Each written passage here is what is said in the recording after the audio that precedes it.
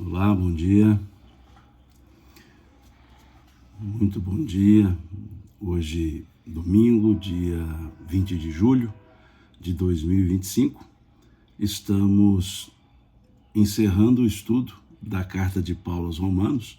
Hoje conversaremos sobre o capítulo 16, o último capítulo dessa carta de Paulo aos Romanos.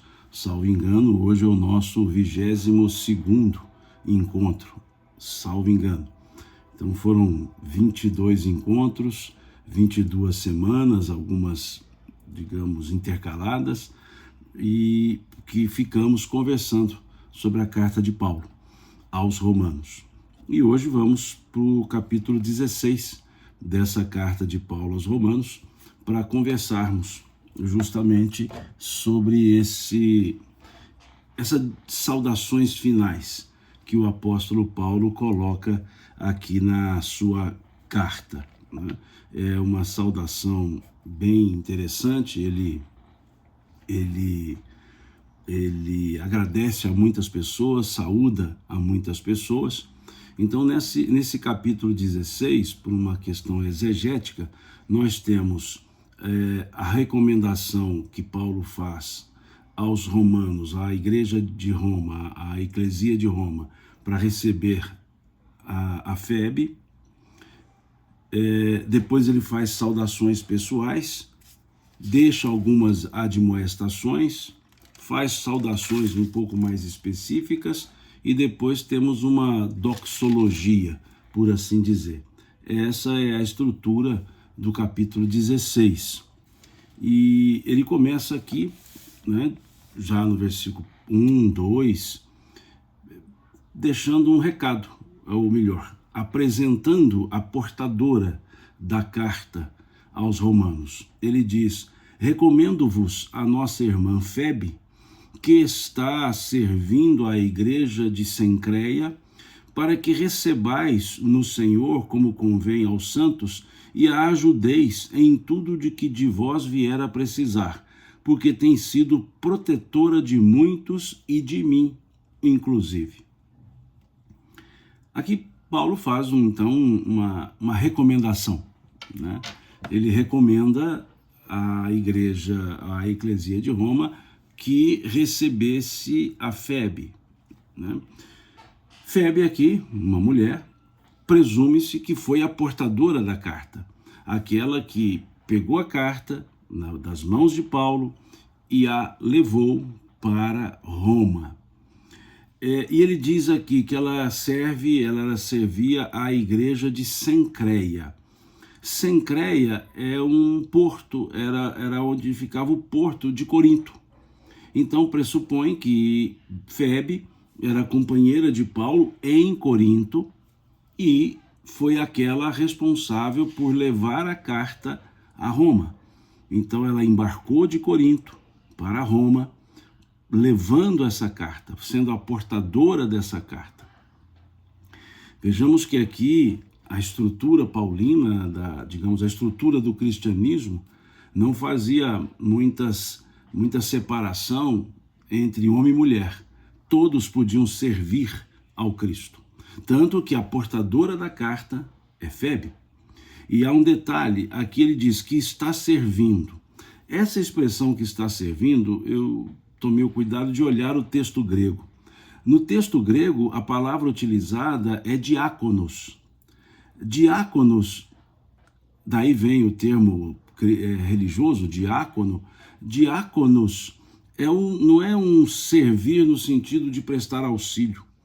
Diáconos significa um servo atuante, um pregador até, né? Aquele que poderia fazer as primícias, as primeiras ações da eclesia. Então a gente percebe que nesse período já nascente, a Febe, mulher, era uma diáconos, ou seja, uns vão chamar de diaconisa, trazendo para a língua portuguesa, mas a palavra grega que está lá é diáconos. Quer dizer que Febe era mais do que uma portadora. Ela era uma das pregadoras. era uma das que divulgavam o cristianismo. Então, Febe não foi somente a mão que pegou a carta e levou a Roma. A mão que pegou a carta, que recebeu a carta de Paulo, recebeu a incumbência, foi a Roma para testemunhar também.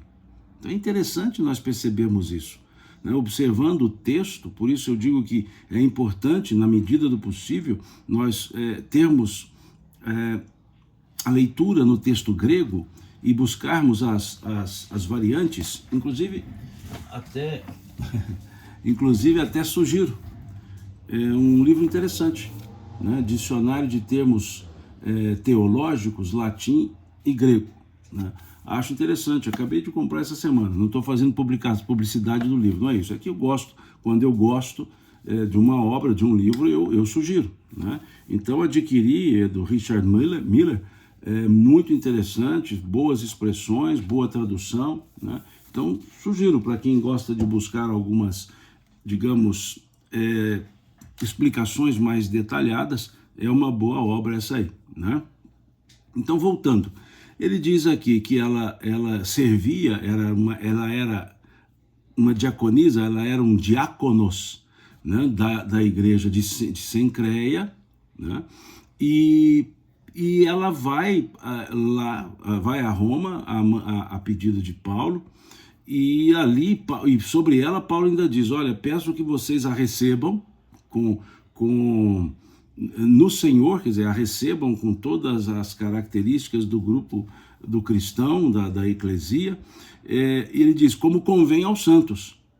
Lembremos que a expressão que Paulo utiliza para tratar para se referir aos apóstolos, que nós vimos no estudo da semana passada, ele os chamava de santos. Então, quando ele aqui diz que para que a recebais no Senhor como convém aos santos, ele está dizendo, vocês também são apóstolos, né, no sentido genérico da palavra, ou seja, são discípulos, digamos que muito vinculados à ideia cristã, e ela, Febe, também. É isso que Paulo coloca, né? Então, muito interessante essa alusão de Paulo, e aí ele vai acrescentando, pedindo que a igreja de Roma a ajude naquilo que ela precisar e explicando. Porque ela, diz ele, porque tem sido protetora de muitos, de mim inclusive. Então aqui Paulo já deixa bem claro que Febe tinha um papel mais forte na eclesia de Corinto, na eclesia de Sincreia, né? No porto de Sincreia, na região de Sincreia, e diz que ela foi protetora dele, inclusive. Não é no sentido proteção de dar alimentos, guarida, não. Protetora no seu sentido amplo, de proteger, de auxiliar materialmente, economicamente. Então, interessante aqui, Paulo, no final da carta, fazer esse pedido. E depois, Paulo vem com uma sequência de saudações. Paulo vem citando diversas pessoas. E aí, pela citação de nomes, nós vamos observando a grande presença gentílica nesses nomes que ele cita, que são nomes gregos, romanos e poucos judaicos. Então, observemos, diz ele, saudai Priscila e Áquila, meus cooperadores em Cristo Jesus, os quais pela minha vida arriscaram a sua própria cabeça. E isso lhes agradeço, não somente eu, mas também todas as igrejas dos gentios. Priscila e Áquila. Priscila e Áquila, um casal que conviveu com Paulo em Corinto, eles ficavam em Roma, saíram de Roma no período claudiano, no período das perseguições de Cláudio, e foram a Corinto, conviveram com Paulo, seguiram com Paulo até Éfeso. Então eles tiveram uma vida muito próxima com Paulo. E inclusive foi esse casal, Priscila e Áquila, que, digamos, instruiu Apolo, que foi um grande pregador. Apolo, nome romano, um grande pregador, que muitas vezes as pessoas ficavam dizendo que seguiam a Paulo, outras diziam, sigo a Apolo. E Paulo tomou cuidado para dizer que não há nem quem seja de Paulo, nem quem seja de Apolo. Todos têm que ser do Cristo, dizia ele. Então, Priscila e Áquila, ele deixa muito claro aqui que foi um casal importantíssimo no processo de divulgação do Evangelho.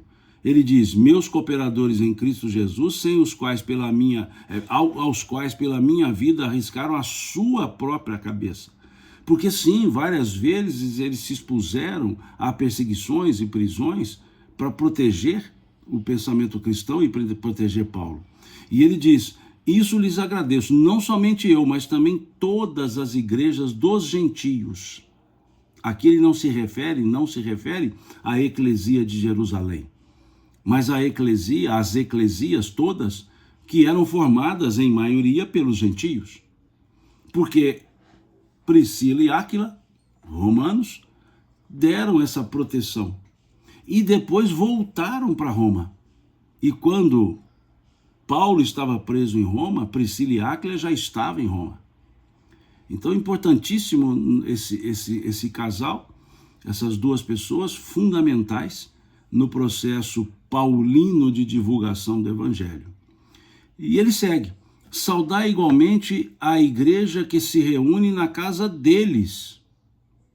Ou seja, Priscila e Áquila desenvolviam o local de reunião daquela eclesia, era na sua própria casa. Era na casa deles.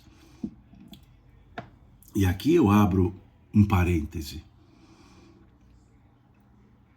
Eclesia, que foi traduzido como igreja, não significa grande volume, grande grupo de pessoas.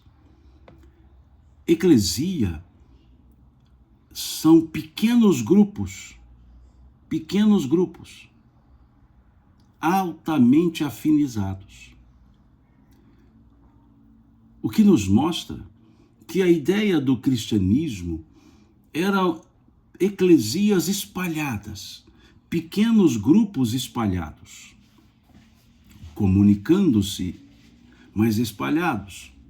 A ideia não era uma grande célula ou uma grande igreja, eclesia, mas pequenas, muito pequenas eclesias. Aqui a Denise diz, tipo evangelho no lar, mais ou menos. O evangelho no lar convidando vizinhos, convidando pessoas, mostrando que não era o local que interessava.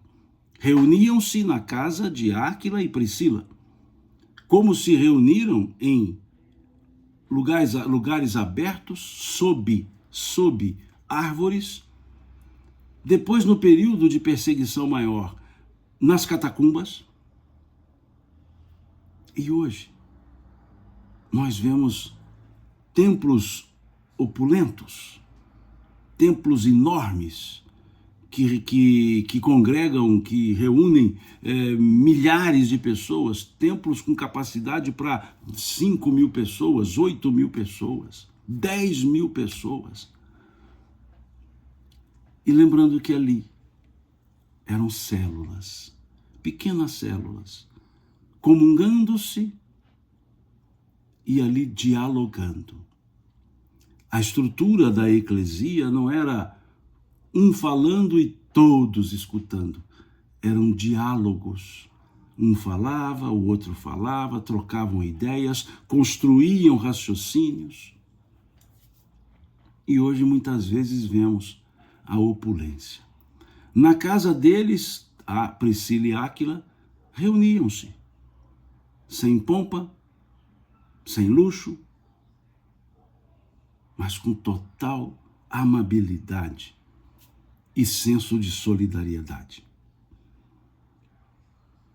E nós vemos hoje a preocupação quantitativa, tentando ter cada um o maior espaço, o maior templo possível. Quando deveríamos ter vários pequenos. Um grupo de 20 pessoas, 15, dialogando. Mas vejamos, vários grupos com 20, 15, 20 pessoas, conversando, dialogando. Mas a cidade é grande, então normalmente tem muita gente, sim, tudo bem. Mas não percamos o diálogo, não percamos a oportunidade da troca de ideias. É o que nós vemos aqui, deixando claro, né? Saudai igualmente a igreja, a eclesia, que se reúne na casa deles. Então, a eclesia, a igreja, não é uma instituição.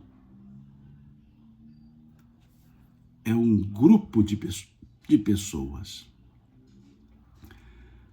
Não é um formalismo vazio. É um grupo de pessoas afinizadas, com os mesmos propósitos. Isso é uma eclesia. Essa é a ideia da eclesia. E segue Paulo dizendo, e aí ele vai continuar saudando as pessoas. Saudai meu querido Epênito, grego, Epênito, primícias da Ásia para Cristo, falando do Epênito, que deve ter sido aquele que trabalhou muito pelas igrejas da Ásia. Quando falamos Ásia, entendamos hoje a chamada Ásia Menor. A Eurásia, para muitos. Então ele cumprimenta Epênito, veja, nome grego. Depois ele diz, saudai Maria, que muito trabalhou por vós, pelos romanos. Maria, não a mãe do Cristo. Aqui, Maria, mostrando mais uma vez a importância da ação das mulheres na divulgação do cristianismo. Veja o que ele diz, saudai Maria, que muito trabalhou por vós. E aqui ele saúda mais um casal, saudai Andrônico e Júnias, né? Gregos, mais uma vez um nome grego. Maria, um nome hebraico, Miriam. Andrônico e Júnias, grego. Andrônico e Iunas, romano, casal greco-romano, é um casal, e ele até, pela intimidade entre eles, ele diz meus parentes e companheiros de prisão, os quais são notáveis entre os apóstolos e estavam em Cristo antes de mim. Aqui Paulo dizendo que esse casal, Andrônico e Júnias, se converteram antes dele, de Paulo, e que com ele ficaram presos na divulgação. Veja, Paulo saúda. Depois ele segue dizendo, saudai Ampliato, meu dileto amigo no Senhor. Ampliato, grego. Saudai Urbano, que é nosso cooperador em Cristo, também chamado Estaques. Urbano, é o nome romano, estrutura romana. Segue, saudai Apeles, grego, aprovado em Cristo. Saudai-os das casas de Aristóbulo, grego. Saudai meu parente Herodião. Aqui já uma estrutura caminhando para a estrutura judaica, Herodião, da família de Herodes, da estrutura de Herodes, aqueles lá dos Agripas, do Antipas e etc. Saudai-os da casa de Narciso, que estão no Senhor, a estrutura romana. Saudai Trifena e Trifosa, estrutura grega, as quais são duas mulheres, presume-se irmãs, Trifena e Trifosa, as quais trabalhavam no Senhor. Saudai a estimada Pérside, grego o nome, Pérside. Vejam quantas mulheres são citadas aqui por Paulo, que também muito trabalhou no Senhor. Saudai Rufo, eleito do Senhor, e igualmente a sua mãe, que também tem sido mãe para mim. Saudai Assíncrito, grego, Rufo, romano. Saudai Assíncrito, grego. Flegonte, grego. Hermes, grego. Patrobas, grego. Hermas, grego. E os irmãos que se reúnem com eles. Saudai Filólogo, grego. Júlia, romano. Nereu, romano. E a sua irmã Olimpas, grego. E todos os santos que se reúnem com eles. Saudai-vos uns aos outros com ósculo santo. Todas as igrejas de Cristo vos saúdam. Aqui, veja, Paulo cita nomes, e nós vamos percebendo que os nomes citados, pouquíssimos de estrutura. As cachorrinhas soltaram um foguete aqui do lado, aí é a hora dos latidos, né? São as duas cachorrinhas netas, vamos dizer assim, né? Estão passando o fim de semana aqui comigo também. Deixa eu só falar aqui um pouquinho com ela. Cissa, dá uma acalmadazinha, por favor. Essa já é uma companheira do dia a dia aqui dos fins de semana. Estão as duas aqui, né? A Cissa e a Margozinha, né? Que estão aqui. A Margozinha que está deitada nos meus pés aqui, sobre os meus pés aqui, do lado, aliás. Mas voltemos. Aqui, Paulo, citando os nomes, dá para a gente perceber o quanto a estrutura gentílica se fazia presente. Com a exceção dos ligados à casa de Herodião, que tem uma estrutura mais judaica, os demais todos greco-romanos. E ali são eles que levavam o cristianismo. Por isso Paulo falava muito por eles, os defendia muito, porque todas essas igrejas, aqui citou a Ásia Menor, citou a estrutura de Corinto, citou a igreja de Roma, todos eram gentílicos, a importância dos gentílicos. Então Paulo faz essa citação muito tranquila, muito segura, saudando a todos eles, saudações pessoais. Depois segue Paulo trabalhando com as admoestações. Paulo nunca deixava de chamar a atenção para alguns aspectos importantes. Depois que ele faz as saudações, pede a recomendação a Febe, ele então diz: rogo-vos, irmãos, que noteis bem aqueles que provocam divisões e escândalos, em desacordo com a doutrina que aprendestes. Afastai-vos deles, porque estes tais não servem a Cristo, nosso Senhor, e sim a seu próprio ventre, e com suas palavras e lisonjas enganam o coração dos incautos. Pois a vossa obediência é conhecida por todos, por isso me alegro a vosso respeito. E quero que sejais sábios para o bem e simples para o mal. E o Deus da paz em breve esmagará debaixo de vossos pés a Satanás. A graça de nosso Senhor Jesus Cristo seja convosco. Interessante essa admoestação de Paulo. Noteis bem aqueles que provocam divisões e escândalos, em desacordo com a doutrina que aprendestes. Afastai-vos deles, porque esses tais não servem a Cristo, nosso Senhor, e sim a seu próprio ventre, e com suas palavras e lisonjas enganam o coração dos incautos. Importante isso, porque isso não é só a época de Paulo. Nós temos isso também hoje. Pessoas que pensam mais em si do que na própria crença que dizem professar. Pessoas que falam do Cristo querendo ser maior do que o próprio Cristo.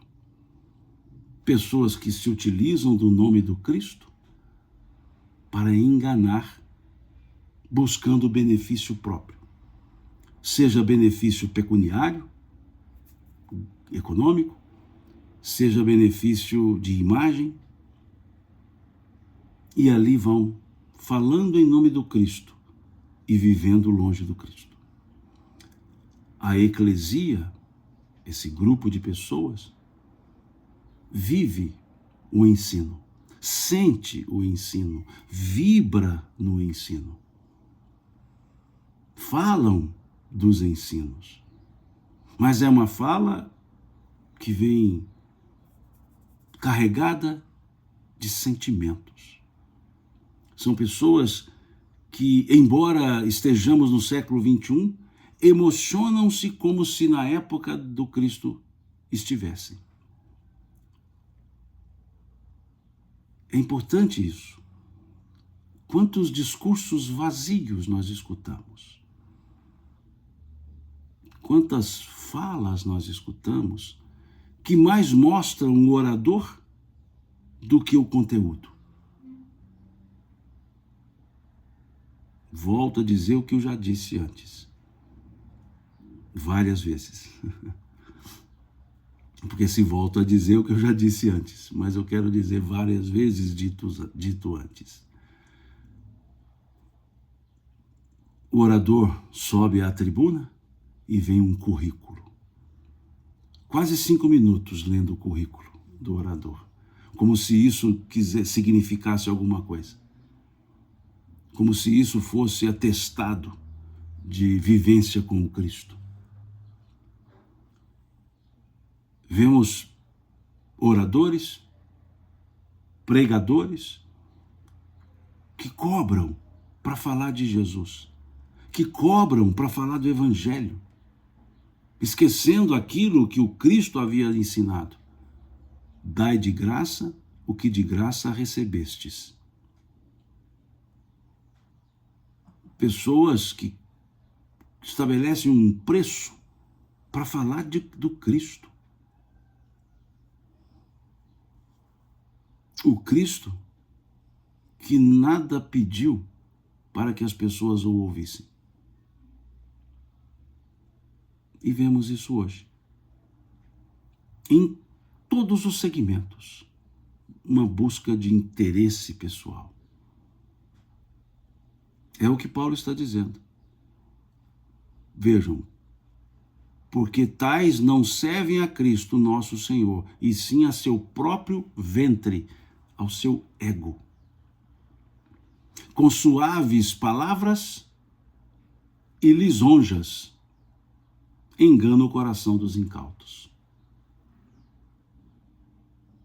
Então é importante nós percebermos a admoestação que Paulo faz aqui, no final da sua carta, lembrando aos romanos que a bondade não pode ser ingenuidade, e é preciso saber discernir bem. Saber discernir bem. Discernir. Porque muitos pensam em si e não no próprio Cristo e falam do Cristo. Aqui não citarei nenhuma escola religiosa, mas é preciso que observemos isso. E as dissensões que surgem por causa dessas opiniões pessoais.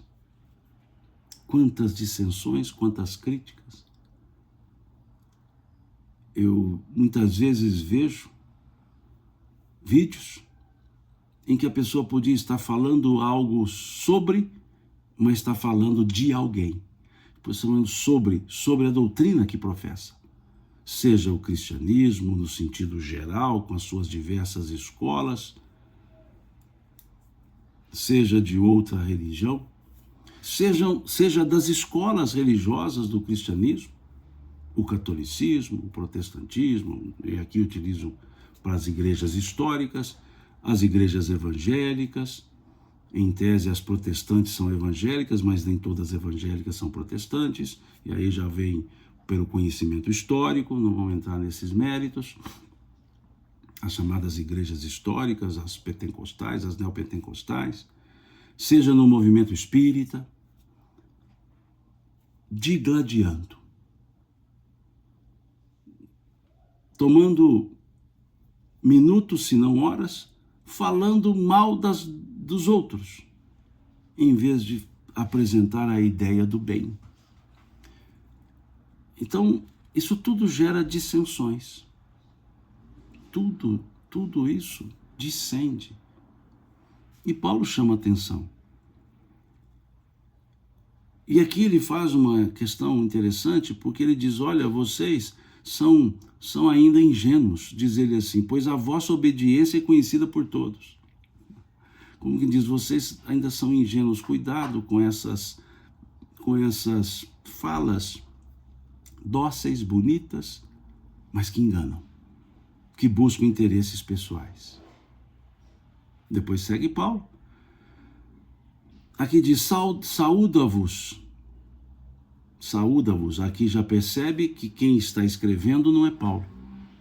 Senão ele colocaria o verbo na primeira pessoa. Saúdo-vos. Ele diz, saúda-vos. Ainda, né? Quer dizer, não é Paulo que está saudando, desculpa, não é escrevendo, saudando. Ele está ali levando a saudação de outros. Então ele diz, saúda-vos Timóteo, meu cooperador, e Lúcio, Jason e Sosíparo, meus parentes. Então aqui ele diz, olha, eu estou saudando vocês, mas aqui está ainda Timóteo, Lúcio, Jason e Sosíparo, saudando também. Timóteo, estrutura grega, Lúcio, romano, Jason, grego, Sosíparo, grego. E Paulo chama de meus parentes, ou seja, meus grandes amigos. E aqui, o escriba, não é o autor da carta, o escriba, Tércio, dizendo assim, romano, eu, Tércio, que escrevi esta epístola, vos saúdo no Senhor. Ah, então a epístola não é de Paulo, é de Tércio? Não, a epístola é de Paulo. Paulo escreve, Paulo dita, Tércio escreve, é um escritor, um escriba, não no sentido do judaísmo, escritor.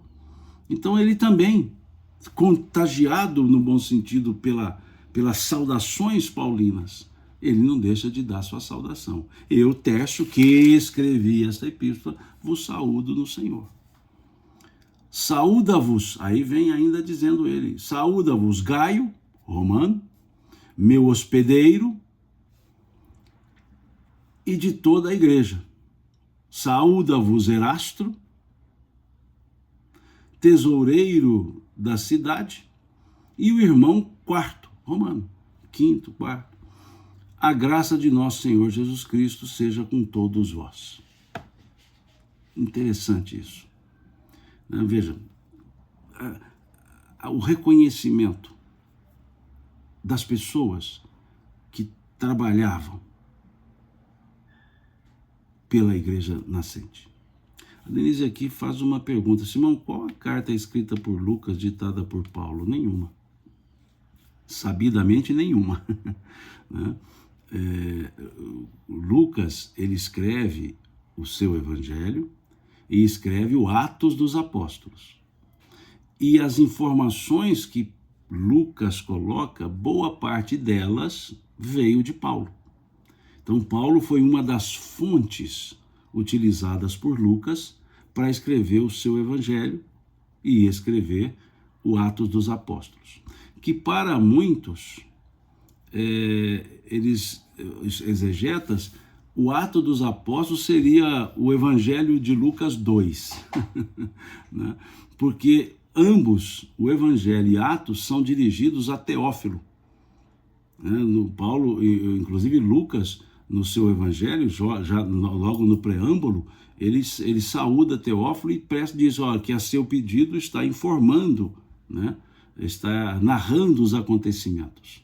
Então Lucas ele pesquisou sobre os acontecimentos mais do que os outros três evangelistas, pesquisou. Marcos, um evangelho que veio a partir de Pedro, das lembranças de Pedro, memórias de Pedro, e João, uma vivência, Mateus, em tese, uma vivência. Então, Lucas ele foi um grande pesquisador buscou informações com Pedro, informações com Paulo, informações com Maria. Os outros evangelhos que já estavam escritos, à exceção de João, o de Marcos e de Mateus, já estavam escritos, então ele se baseou ali nesses evangelhos, e muito com Paulo, muito com Paulo. Ele acompanhou Paulo a Roma, e ali muito escreveu, e por isso que muitos exegetas até dizem que o livro Atos dos Apóstolos deveria se chamar Atos de Pedro e Paulo, porque narra muito mais sobre os dois, salvo engano, ali até o capítulo 10, salvo engano, vem muito sobre Pedro, depois só sobre Paulo, né? Então, por que isso? Porque Lucas acompanhava muito a Paulo, né? E aí encerra, né, digamos, a carta aos Romanos com uma doxologia. Doxologia, óbvio, é um termo exegético utilizado para entender esse encerramento da carta. No sentido filosófico, doxologia seria uma fala, uma apresentação de forma superficial das coisas, né? Valendo-se do senso comum algumas vezes. Não? Em filosofia, por exemplo, se dissermos o sol nasce, o sol se põe, é um argumento doxológico, né? Por quê? Porque, na verdade, o sol não nasce, o sol não se põe, a Terra é que gira. Então, a despeito do que nos trouxe Nicolau Copérnico, nós continuamos a dizer que o sol nasce, o sol se põe. Embora ele não nasce e não se ponha, é o movimento de rotação da Terra, a gente utiliza esse termo. Então, em filosofia, isso é um argumento doxológico, né? Agora, em termos exegéticos, doxologia já seria saudações de bênçãos, né? No sentido religioso, no sentido no sentido exegético, seria uma exaltação, né? Seria glória a Deus, Deus o abençoe, né? Fica aqui a bênção maior. Então é uma ideia de fala, né? De logos, da fala de bênção. Então aqui por isso que a exegese coloca doxologia. A Cleosenise escreve aqui: no filme de Paulo, mostra Lucas escrevendo enquanto Paulo falava, enquanto estava preso. Sim, escrevendo as memórias de Paulo, né? Não cartas de Paulo. E um outro ponto que eu gosto sempre de deixar claro: filmes, romances escritos, eles não são biográficos. O estilo romance, o estilo filme, sempre terá elementos ficcionais, sempre terá. Não quer dizer que no filme, por exemplo, Lucas dá um jeito lá e convence os guardas para entrar na prisão. Não quer dizer que isso aconteceu dessa forma. É a forma que o autor encontrou para dar uma ênfase àquela questão. Pode ser que não entraram, Lucas nunca tenha entrado na cela onde Paulo estava, no período que ele estava encarcerado. Porque temos que nos lembrar que Paulo, ele ficou preso domiciliar por muito tempo. E era permitido ele receber, inclusive ele pregava na sua casa, na prisão domiciliar, ele pregava. E muitas ali cartas ele escreve. E ele ali, inclusive, saúda Timóteo. Lucas estava com Paulo e ele manda na carta a Timóteo, Paulo diz: só Lucas está comigo. Então, sim, Lucas acompanhou Paulo. Agora, não nos atenhamos a filmes e nem a livros romanceados, como se fossem verdades, nem contrariando e nem defendendo as verdades. São estruturas literárias. Mesmo os romances espíritas, sim, mesmo os romances espíritas, senão não chamariam romances. Romance é um estilo literário que une, a partir de fatos, une o elemento ficcional. Então os romances não são biografias, romances não são histórias, romances são ficções a partir de fatos reais. O fundo é real, os detalhes do romance, os detalhes do filme são criações para dar sabor ao fato. Porque senão seria uma narrativa e não um romance. Isso são chamados estilos literários. Então não quer dizer que todos os diálogos que estão num romance, inclusive mediúnico, todos os diálogos aconteceram daquele jeito. Não, não. Por quê? Porque é a estrutura do romance, permite a licença poética. Permite uma licença poética, inclusive colocando palavras no personagem que ele nunca as proferiu. É a licença poética. Colocando pessoas, outros personagens que não existiram, mas que são importantes para fazer aquilo que a gente chama de escada, para fazer a escada do assunto, porque senão não há como criar conexões. O exemplo que nós temos é o filme sobre Chico, em que lá no Pinga Fogo, que aconteceu, o diretor do programa, com a esposa, tinha ali uma situação do filho que havia morrido, falecido por uma bala disparada por um amigo. E o filme mostra que era o filho do diretor do casal, né, em que o homem era o diretor do programa. E o filme desenvolve-se ali em volta do pinga-fogo, em volta disso. Só que, na prática, na realidade, isso aconteceu. Sim, veio uma carta da pessoa que havia falecido, dizendo que a arma disparou acidentalmente, tudo certo. Só que não era filho do diretor do programa. Era filho de outro casal. Mas que no filme era interessante que fosse filho do diretor do programa, para que desse liga, para que desse a escada, para que o filme pudesse girar em torno do pinga-fogo.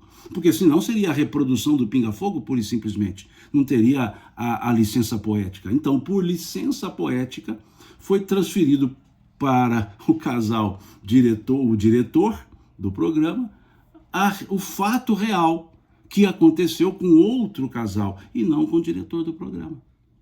Agora, isso está errado? Não. Isso é a licença poética permitida nas estruturas literárias, seja livro, seja romance, seja filme. Então é importante a gente perceber isso e termos essa percepção que não estamos assistindo ou lendo o fato real. Estamos tendo o fato real como um fundo para a licença poética acontecer. Então é isso. Agora, veja, eu disse a vocês, Lucas escreve o Atos sobre a narrativa de Paulo. E no Atos temos a prisão de Paulo. Então Lucas sim esteve com Paulo. O que eu quero dizer é que não necessariamente igual o filme mostra, porque o filme é carregado de licença poética. Então, não assistamos a filmes como se eles fossem a reprodução da realidade. Eles são a reprodução do fundo, mas com as licenças poéticas. Como a série The Chosen, que faz muito sucesso e é uma belíssima série. Mas não quer dizer que tudo que está ali é o que aconteceu, da forma que aconteceu. Muitos personagens aparecem na série que não existiram personagens, mas que eram interessantes para dar sabor à narrativa, porque senão seria uma história factual com desconexões. Então, muitas vezes, por exemplo, nós não temos nenhum lugar que fala como Jesus saiu da Galileia para a Judéia, como é que foi andando a viagem, onde ele parou, como é que ele dormiu, como é que ele descansou. Isso tudo a licença poética permite. E ali vai se colocando, né? Então, é importante termos os romances, termos os filmes, mas que os leiamos e os assistamos com o olhar de quem lê uma estrutura literária e não um relato factual. É só essa observação que eu deixo, né?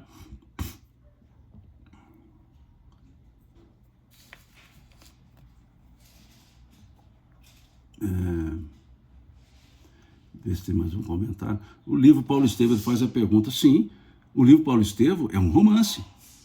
É um romance que tem o fundo corretíssimo. Não quer dizer que tudo do jeito que está ali, ipsis verbis, foi o fato. O que não se perde é a essência. A essência ali sempre está colocada. A essência precisa estar sempre colocada. Né? Então, é um belíssimo livro, mas ele não é fonte historiográfica absoluta. Ele é fonte historiográfica relativa ao gênero chamado romance. Verdadeiro, mas não é factual. É importante entendermos isso. Depois não venham dizer que eu disse que o livro não é verdadeiro. O livro é verdadeiro. Toda a estrutura de romance baseada em fatos reais traz um elemento verdadeiro, porém não factual. Então, a essência, o fundo é verdadeiro. Mas existem pequenos pontos que são elos, que são elementos para que possa fazer as conexões entre os personagens que estão distantes. Vou dar um exemplo. Filme Nosso Lar. Emmanuel está lá no filme Nosso Lar. No filme, está lá em Nosso Lar. Inclusive conversando, recebendo pessoas. Isso é uma licença poética, porque no livro não fala isso. Mas como ele foi o prefaciador do livro, então ele foi colocado no filme como uma pessoa vivente ali naturalmente. Isso está errado? Não. Isso é licença poética. E altamente importante e necessária. Uma homenagem a Emmanuel, e ali o fato de ele entrar na estrutura do filme não prejudica a estrutura do livro. Porque o que ali foi colocado, em nenhum momento ele atuou nos fatos narrados no livro. Foram acréscimos literários, licença poética para o filme. Perfeito. Perfeito. E torço para termos um filme baseado no livro Paulo Estevam. Torço. Né? Mas talvez não tenhamos tão cedo. Mas torço para termos. Porque a narrativa trazida pelo livro Paulo Estevam, ela é profunda, altamente reflexiva, verdadeira, não necessariamente factual, mas verdadeira. E traz grandes preenchimentos de lacunas que estão nas cartas de Paulo, as lacunas, e no Atos dos Apóstolos. E o filme o livro Paulo Estevam vem cobrindo isso. Né? Então é muito importante, muito esse livro Paulo Estevam, que eu volto a dizer, é uma fonte histórica relativa, ou seja, relativa ao gênero literário chamado romance. Mas é uma fonte histórica não absoluta, mas é uma fonte histórica relativa. O que é fonte histórica absoluta? A narrativa textual. Ela não tem espaço para o subjetivismo do narrador. E quando dizemos fonte relativa, é que houve espaço para subjetivismo do narrador. Isso é termo da historiografia, não é invenção. Né? Seguindo, ver se tem mais alguma pergunta. Tá. Obrigado pelos cumprimentos. Aqui, Denise diz, na série da Record, Paulo é apaixonado pela Gabriela, que é filha de Gamaliel, imagina. Olha, desculpe, eu não tenho muito o que falar da série, porque eu não assisti na Record, né? Eu não assisti. Então, com todo respeito, eu não conheço, né? Não vi a série, não posso dizer. Mas, mais uma vez, licença poética. Mais uma vez, licença poética. Né? Pode colocar Paulo apaixonado por várias outras pessoas, né? Pode colocar Paulo não apaixonado por ninguém. Né? Veja, licença poética. Né? E são muito úteis esses filmes ou essas séries, quando não deturpam o conteúdo. O que não, a licença poética não pode prejudicar a essência do conteúdo. Se assim o fizer, não é licença poética, é obra eminentemente ficcional e muitas vezes falaciosa, né? Não estou dizendo em relação à série, porque eu não assisti, então nada posso dizer a respeito da série, né?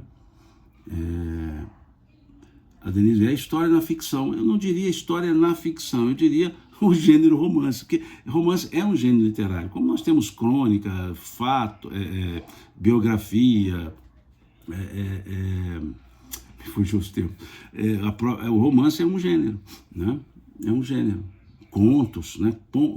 Crônicas, contos, são gêneros. Cada um com a sua característica. Ela diz aí, como Mateus sendo autista, ela se refere à série do The Chosen. Sim, é uma licença poética também, né?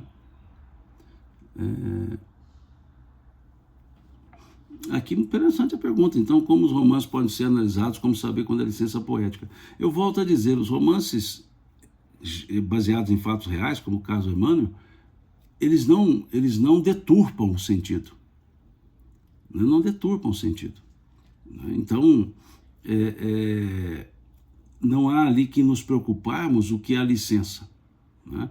É perceber que o sentido do fato está mantido. Por isso que eu falo, são verdadeiros, mas não necessariamente factuais. Não necessariamente factuais. Tá? Então não há invenção, há preenchimento de lacunas, que são as licenças poéticas, para dar sabor ao que está acontecendo. Né? É como se fosse escrever, por exemplo, sei lá, um romance biográfico. Vai contar a vida daquela pessoa, porém entrecortada por elementos de licença poética para dar sabor àquela narrativa. Senão será pura e simplesmente uma biografia. Nasceu em tal data, na cidade tal, teve tanto, fez isso, formou naquilo, vira um currículo. Agora, a estrutura romance dá sabor ao currículo, dá sabor aos feitos, né? Desenha-se uma cena, né? E também deixo aqui uma observação, por exemplo, quando lemos Humberto de Campos, quando lemos Dona Amélia Rodrigues, é muito comum encontrarmos nos contos e crônicas, dizendo assim, seguindo, e Emmanuel também, segundo as tradições do mundo espiritual, segundo as tradições, conta-se que, veja, é mentira? Não, é verdadeiro, mas está calçado nas tradições. Então, é muito tranquilo isso, muito sereno, né? Então, romances de Emmanuel, há 2000 anos, Ave Cristo, Renúncia, né? Paulo Estevam, perfeitos, né? São narrativas que respeitam a verdade dos fatos, mas trazem, para serem romance, trazem as licenças poéticas necessárias para o sabor do conteúdo, porque senão ninguém leria, né, saboreando o conteúdo. A descrição, por exemplo, de uma paisagem, Dona Amélia Rodrigues adora fazer isso, a descrição de uma paisagem é a visão do escritor daquela paisagem, né? Aquela paisagem descrita com detalhes. Outros vão descrever a paisagem e dizer, olha, havia uma estrada de chão batido. Outro diria uma estrada, né, natural, de chão batido, porém com lances de pequenos grãos de terra, né, que levantava leve poeira quando tocado o chão pela brisa. Veja, descrição subjetiva de acordo com o sentimento de quem escreve. Isso é um processo de licença poética. Não quer dizer que naquela hora o vento passou e levantou. Não, mas criou-se aquela cena. Prejudica o conteúdo? Não. Prejudica a essência? Não. Inventa algo que possa deturpar? Não. É isso, nesse sentido.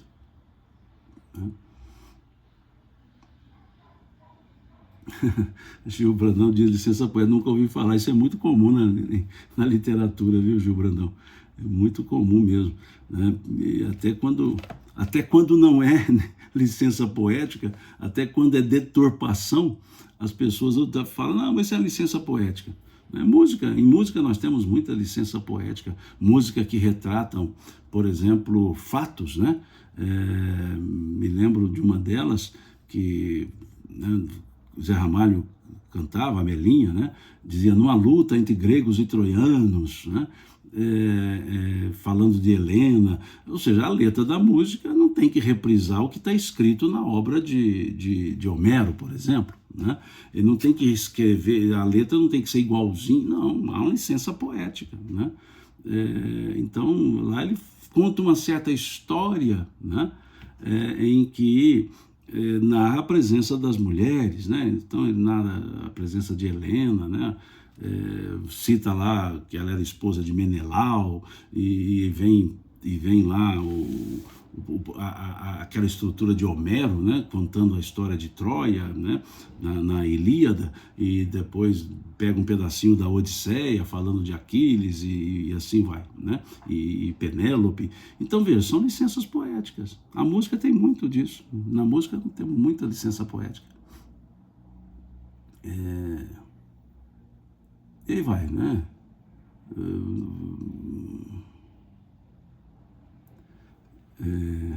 Ela soa estranha essas licenças poéticas. Elas sempre soarão estranhas se forem olhadas como fato, mas se forem olhadas como gênero, é plenamente aceitável, nossa, plenamente aceitável.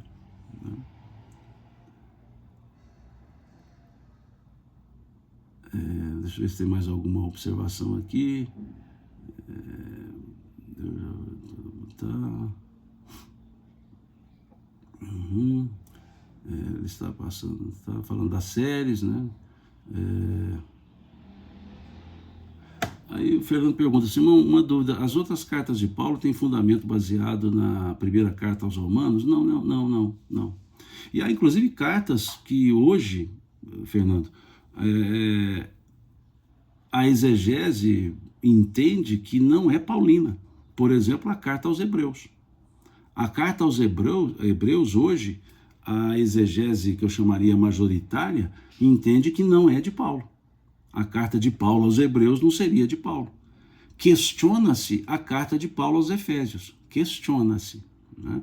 Então, mas isso tudo, digamos, são situações que não são consenso. Embora a carta aos Hebreus, a grande maioria entende que não seria de Paulo, não seria. Baseado na característica da própria escrita, característica literária, nas formas, na construção das frases, no conteúdo tratado, baseado nisso, a exegese, hoje a grande maioria, entende que é uma carta que não teria sido escrita por Paulo. E a carta aos Efésios questiona-se se sim ou não, e assim outras, né? Então, eu diria que Paulo escrevia, de fato, né, as cartas voltadas para as necessidades daquele povo ao qual ele se dirigia.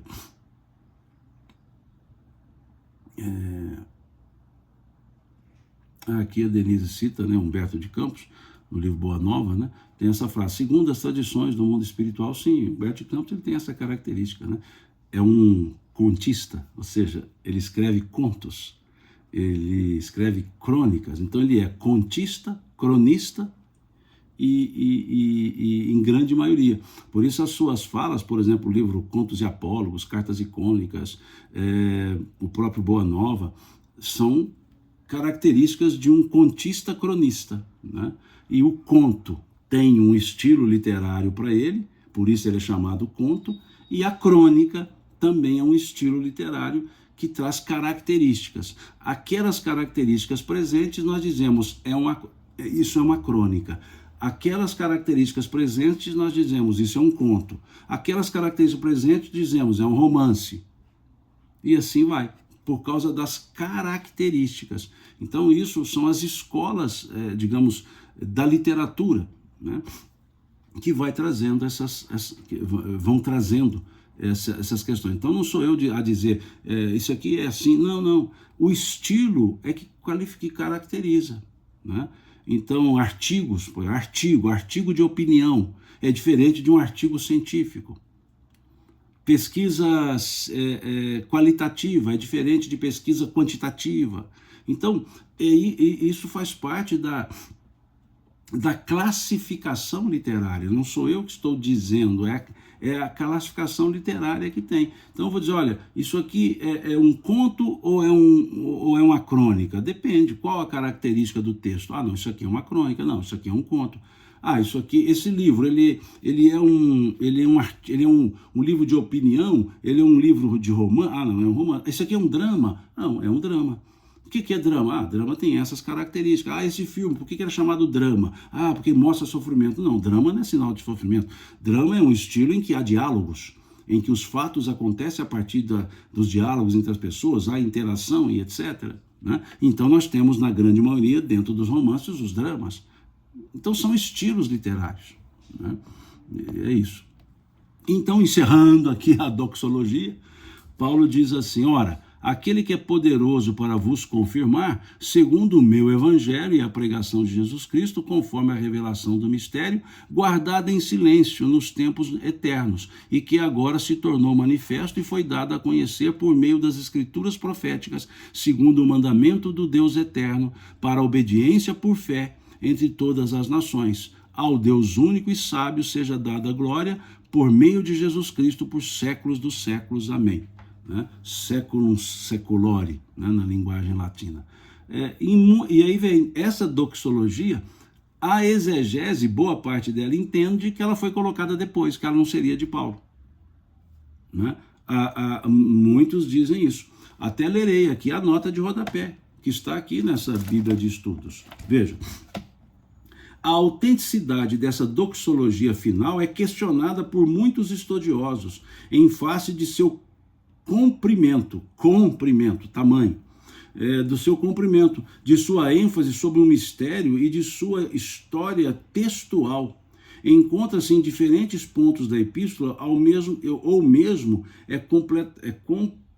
a letra aqui é pequenininha, eu estou sem óculos, completamente omitida em vários manuscritos antigos. Todavia, o cumprimento dessa doxologia é até certo ponto apropriado, vindo no fim de uma epístola como a aos Romanos. Seus temas levam a adequada conclusão, muito daquilo que já tinha sido dito. Em particular, Paulo chama atenção para o seu próprio ensino no Evangelho. E aí cita aqui diversos pontos. Então veja, a própria nota de rodapé diz que essa doxologia, ou seja, o versículo 25 ao versículo 27 do capítulo 16, não é aceita por todos como sendo autoria paulina. Baseada em quê? No estilo dela. Normalmente, doxologia é uma frase, duas frases. E aqui é um texto maior. Então percebam que é natural essas diferenças de opiniões, que é muito natural isso, e que não há concórdia, nem sempre há concórdia, que há diferenças nas escolas interpretativas. Então, no seio das religiões, muitas escolas interpretativas acontecem, muitas linhas de interpretação acontecem, e algumas vezes discutindo por palavras, por frases, por interpretação de frases, por neologismos, por morfologia das palavras, outras vezes pela sintase, outras vezes pela etimologia, outras vezes pela semântica. E são discussões que não levam a lugar nenhum. Né? São discussões que se transformam numa ponte que liga nada com coisa nenhuma. Ou seja, são estéreis. E acontece. Né? No meio espírita, né? Mais ainda, sou espírita, todos sabem disso, eu acho questão de dizer isso, e vejo muitas vezes no movimento espírita discussões, mas discussões ferrenhas, por nada, por uma questão semântica, por uma questão doxológica, por uma questão etimológica, por uma questão epistemológica, por uma questão de sintase de frases, outras por questões, digamos, de puro e simples subjetivismo. Eu já vi discussões homéricas por causa da própria palavra espiritismo, pessoas discutindo a sua estrutura morfológica e com discussões, enquanto deveríamos estar conversando sobre aquilo que só ergue as pessoas, aquilo que faz bem às pessoas, que possa contribuir para o crescimento das pessoas, ficamos nos perdendo nos fermentos dos fariseus, né? Tudo que eu aqui falei está sempre sujeito a correções. Se eu estiver errado aqui em alguma coisa que eu disse, eu vou me retratar assim que souber que eu cometi o erro, digamos, interpretativo, ou erro, digamos, também epistemológico, ou seja, de base de conhecimento. Não sou sabedor das coisas, de muitas, da maioria eu não sei, e eu evito falar daquilo que eu não sei. E aquilo que eu falo também está sujeito a erros, porque é a minha forma interpretativa, que não quer dizer que esteja correta, né? E já por algumas vezes, pessoas me corrigiram e eu me retratei, porque eu havia me enganado em algum conceito. Talvez não, por falta de um conhecimento mais específico de determinado assunto. E eu fui aprendendo tanto com isso, que muitas vezes eu sou convidado a fazer palestras e me passam temas e eu me sinto lisonjeado pelo convite, mas digo que não posso atender porque aqueles determinados temas, sobre eles eu não tenho estrutura de conhecimento para poder falar sobre eles. Principalmente quando me pedem temas, por exemplo, da área médica. Eu não sou médico. Simão, você podia falar sobre depressão. Quem sou eu para falar sobre depressão? Eu não sou da área. Eu não sou da área da psicologia, da psiquiatria, da medicina, da saúde mental, da saúde emocional. Eu não sou dessa área. Então, tudo que eu disser ali será reprodução, muitas vezes, sem fundamentação teórica para isso. Então, eu estou me referindo ao meio espírita. Eu vejo muitos palestrantes que falam sobre todos os assuntos. Ninguém é especialista em generalidade. Ninguém é especialista generalista. Então não dá para falar sobre todos os assuntos. E eu agradeço o convite e falo, olha, sobre esse assunto eu não poderia abordar, senão um ligeiro comentário, mas um ligeiro comentário não é conteúdo para palestra, é um ligeiro comentário, né? Então, muitas vezes me pedem para falar sobre temas sobre os quais eu não tenho fundamentação teórica suficiente para sustentar uma palestra. Porque é muito sério fazer palestra. É muito sério você levar um conteúdo e deturpar um conteúdo, mesmo que de boa fé, mas deturpa. Então, não é sobre todos os temas que me convidam que eu falo. Por quê? Por uma coisa simples, não tenho conhecimento sobre todos os assuntos, mal sobre alguns.